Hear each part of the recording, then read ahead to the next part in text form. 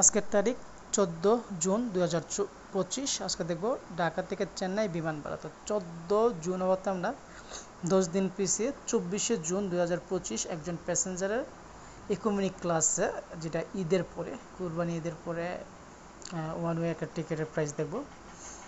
আর যদি দেখি ঢাকা টু চেন্নাই বেশ কিছু ফ্লাইট দেখা যাচ্ছে। এর মধ্যে সবচেয়ে যে সস্তা ফ্লাইটটা আমি দেখতে পাচ্ছি এটা হলো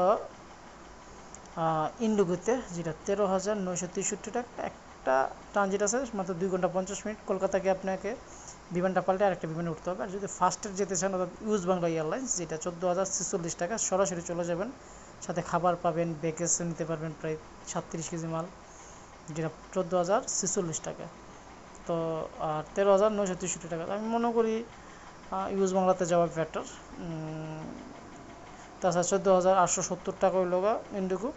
তো হিসাব করতে গেলে খাবার সহ তাহলে সার্ভিসটাও খারাপ না, এটা যেতে পারেন ওয়ান ওয়ে। তাছাড়া অনেক কিছু ফ্লাইটই আছে, এয়ার ইন্ডিয়া সহ বেশ কিছু ফ্লাইট। তো সবই সস্তা আর কমফোর্টেবল ইউজ বাংলা ব্যবহার করতে পারেন, যাদের flight number BS 205 aircraft 738 Dhaka to Chennai.